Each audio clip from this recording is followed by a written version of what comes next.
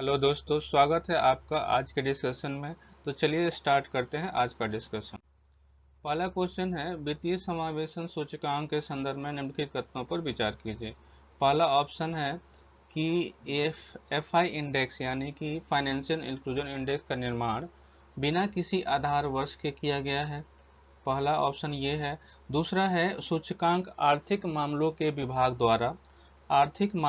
विभाग द्वारा जारी किया जाता है। तीसरा ऑप्शन है कि सूचकांक तिमाही प्रकाशित होता है।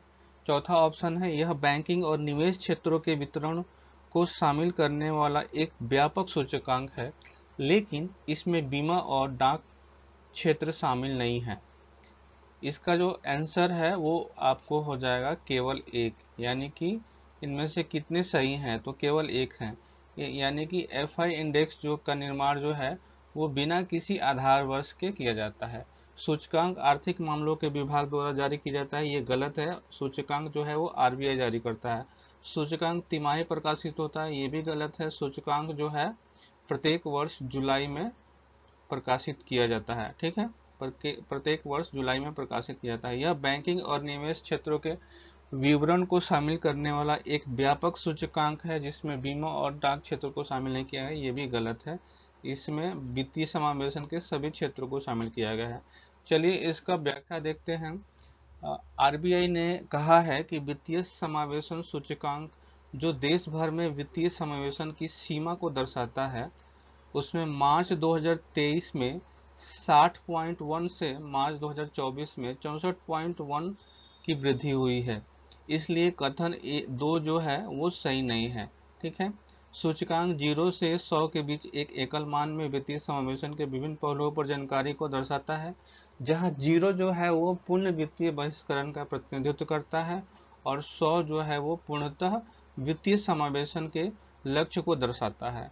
एफआई सूचकांक में 3 व्यापक पैरामीटर शामिल किए गए हैं, जिसमें पहला है पहुंच, यानी कि एक्सेसिबिलिटी कितनी है उसकी। सूचकांक में इसको जो है 35% जो वेटेज दिया गया है। दूसरा है आपको उपयोग, यानी कि हम किसी चीज को पहुंचा दिए, यूपीआई की पहुंच हो गई, उसको कितना लोग उपयोग कर रहे हैं, तो इसको जो है 45% का वेटेज मिला हुआ है। उसके बाद गुणवत्ता, नेटवर्क की कनेक्टिविटी कितनी है, बैंकिंग सर्विसेज कितनी है, इसका जो वेटेज है वो 20% का दिया गया है। तो ये 3 जो है वो आपको इंडिकेटर है, इसके आधार पे इसकी गणना की गई है।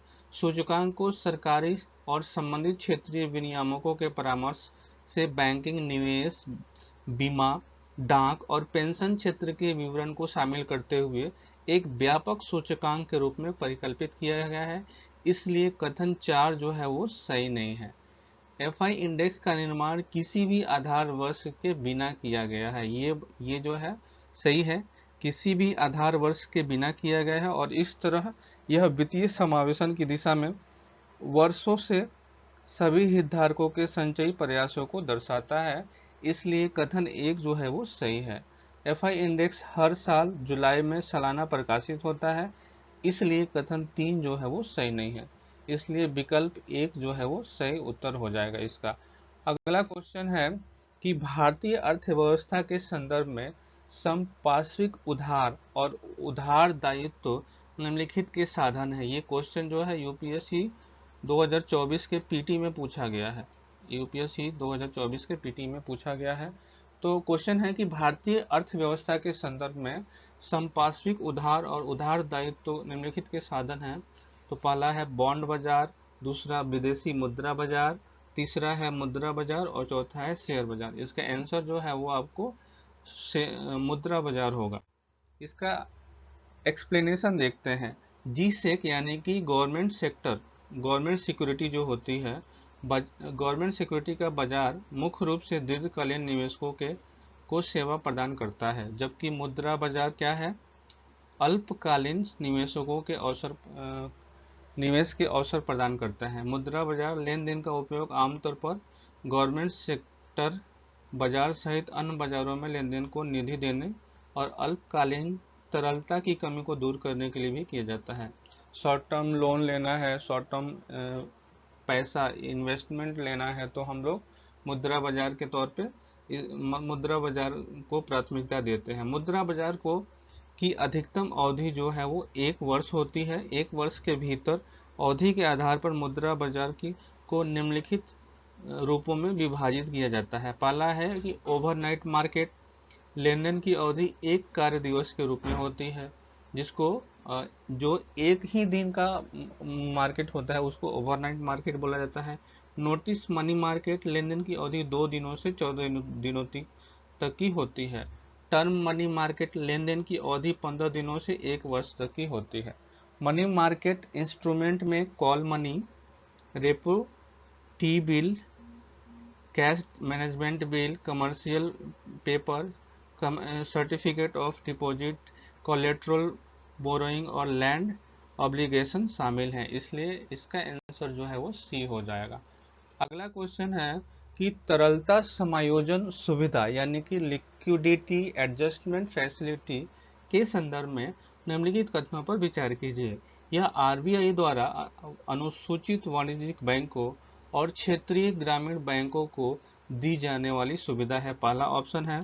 दूसरा है यह मासिक आधार पर तरलता प्रबंधन को सक्षम बनाता है। तो ऊपर दिए गए कथनों में से कौन सा सही है?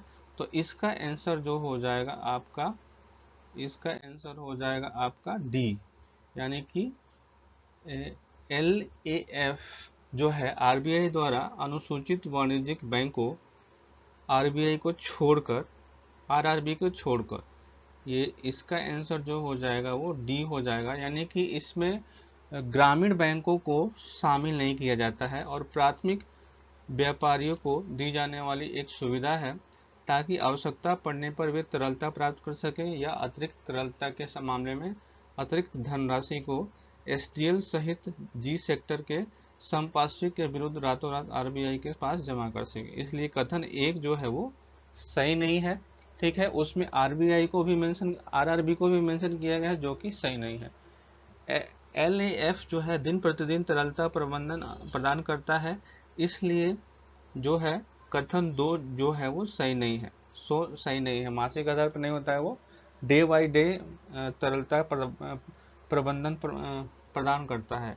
LAF पुनः खरीद समझौते के माध्यम से संचालित होता है जिसमें आरबीआई सभी लेन देन के लिए प्रतिपक्ष के रूप में कार्य करता है। आरबीआई कहता है कि हम आपके LAF को खरीद सकते हैं, तो आपको टेंशन लेने की जरूरत नहीं है। आरबीआई समय समय पर LAF में ब्याज दर तय करता है, तो ये भी सही है। LAF मौद्रिक नीति और तरलता प्रबंधन के लिए एक मूल्यवान साधन है। आरबीआई के LAF और MFF marginal standing MSF facility, marginal standing facility के तहत रेपो, रिवर्स रेपो लेन देन के लिए बाजार सहभागियों को जिन लेखांकन आवश्यकताओं का पालन करना चाहिए वे बाजार रेपो लेन देन के लिए स्थापित लेखांकन दिशा निर्देशों के अनुरूप है। इसलिए विकल्प डी जो है वो सही है। अगला क्वेश्चन है कि वाणिज्यिक पत्र कमर्शियल जो लेटर होता है वो क्या है के संदर्भ में, वाणिज्यिक पत्र के संदर्भ में निम्नलिखित कथनों पर विचार कीजिए। यह एक वचन पत्र के रूप में जारी किया गया एक असुरक्षित मुद्रा बाजार साधन है, अनसिक्योर्ड मनी मार्केट इंस्ट्रूमेंट है। इसे सेबी द्वारा अनुमोदित और पंजीकृत किसी भी डिपॉजिटरी के माध्यम से डीमैटेरियलाइज किया जा सकता है। CP यानी कि कमर्शियल पेपर न्यूनतम 1 लाख के मूल्य वर्ग के में जारी किया जाता है, तो ये जो है वो गलत है। ठीक है, ये न्यूनतम 5 लाख के मूल्य वर्ग में जारी किया जाता है। भारत में NBFC और सहकारी समिति सहित 100 करोड़ या उससे अधिक की निवल संपत्ति वाली कंपनियां वाणिज्यिक पत्र जारी करने के लिए पात्र है। तो इसका आंसर हो जाएगा 1, 2 और 4। 3 गलत हो गया, तो 1, 2 और 4। इसकी व्याख्या देखते हैं। वाणिज्यिक पत्र एक अनसिक्योर्ड मुद्रा बाजार साधन है जिसे वचन पत्र के रूप में जारी किया जाता है और यह सेबी के साथ अनुमत और पंजीकृत किसी भी डिपॉजिटरी में डीमैटेरियलाइज फॉर्म में रखा जाता है। इसलिए कथन 1 और 2 जो है वो सही है।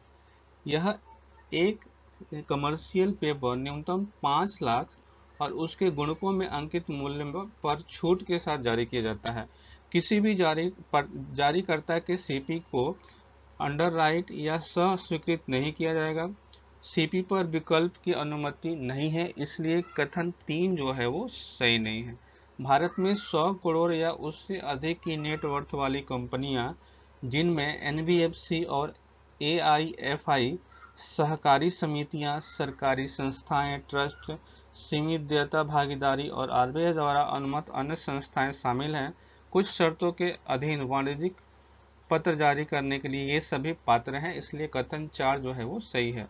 सभी निवासी और गैर निवासी जो विदेशी मुद्रा प्रबंधन अधिनियम यानी कि फेमा एक्ट 1999 के तहत कमर्शियल पेपर में भाग लेने के लिए हकदार हैं, वे ऐसा करने के पात्र हैं। हालांकि कोई भी व्यक्ति प्राथमिक या द्वितीय बाजार से जुड़े पक्षों द्वारा जारी किए गए कमर्शियल पेपर में निवेश नहीं कर सकता है, इसलिए विकल्प डी जो है वो सही है।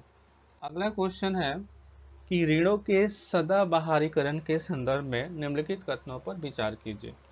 यह एक ऐसी प्रक्रिया है जिसके तहत एक ऋणदाता एक ही उधारकर्ता को अधिक ऋण देकर डिफॉल्ट के कगार पर पहुंच चुके ऋण को पुनर्जीवित करने का कार्य करता है। ये पहला ऑप्शन है। दूसरा है, इसे एक परिक्रामी ऋण के रूप में भी जाना जाता है। ठीक है। तीसरा है, क्रेडिट कार्ड को ऋणों के सदाबहारीकरण का एक उदाहरण माना जाता है। इसका जो आंसर है वो तीनों सही है। ठीक है। विकल्प एक्सप्लेनेशन देखते हैं। आरबीआई ने बैंकों को धोखाधड़ी वाले लेन देन और ऋण खातों के सदाबहार होने के लिए लाखों खाते रखने के लिए आवश्यक रखने के खिलाफ चेतावनी जारी की है। ऋणों का सदाबहारीकरण होना एक ऐसी प्रक्रिया है जिसके तहत एक ऋणदाता एक ही उधारकर्ता को अधिक ऋण देकर डिफॉल्ट के कगार पर पहुंच चुके ऋण को पुनर्जीवित करने का प्रयास करता है, इसलिए कथन 1 जो है वो सही है। इसमें क्या है कि किसी ने लोन लिया है, तो जो बैंक है वो क्या करता है कि लोन नहीं चुकाने पे वो ऑफर देता है कि आप हमसे फिर से लोन ले लीजिए और उस लोन को आप मेरे लोन के द्वारा चुकाइए। तो ये आपका हो जाएगा ऋण का सदाबहारीकरण हो जाएगा। इसको ऋण का सदाबहारीकरण कहा जाता है। सदाबहारीकरण जो है वो ऋण अक्सर बैंकों के लिए एक अस्थायी समाधान होता है। बैंक सोचता है कि ये इसने इतना कर्जा लिया है, इसको थोड़ा सा और कर्जा दे देंगे तो ये जो है हमको उसी को जो है उसी के द्वारा वो पेमेंट कर देगा। क्रेडिट कार्ड सदाबहार ऋण के सबसे लोकप्रिय प्रकारों में से उदाहरण है, इसलिए कथन 3 जो है वो सही है। सदाबहार ऋण अक्सर ऋण की एक पंक्ति का रूप लेते हैं जिसका लगातार भुगतान किया जाता है, जिससे उधारकर्ता के पास ऋण के लिए सुगम धन होता है। सदाबहार ऋण को अस्थायी या घूमने वाले ऋण के रूप में भी संदर्भित किया जाता है, इसलिए कथन 3 जो है 2 जो है वो सही है। गैर घूमने वाला ऋण इस मायने में भिन्न है कि यह ऋण स्वीकार किए जाने पर उधारकर्ता को एक मूल राशि प्रदान करता है, फिर यह उधारकर्ता से ऋण के दौरान एक निश्चित राशि का भुगतान करने की मांग करता है जब तक कि इसका भुगतान नहीं हो जाता। जब ऋण चुका दिया जाता है तो उधारकर्ता का खाता बंद हो जाता है और ऋण देने का संबंध समाप्त हो जाता है, इसलिए विकल्प सी जो है वो सही उत्तर है। तो ये था आज का डिस्कशन। कल फिर मिलते हैं अगले क्वेश्चन के साथ। धन्यवाद।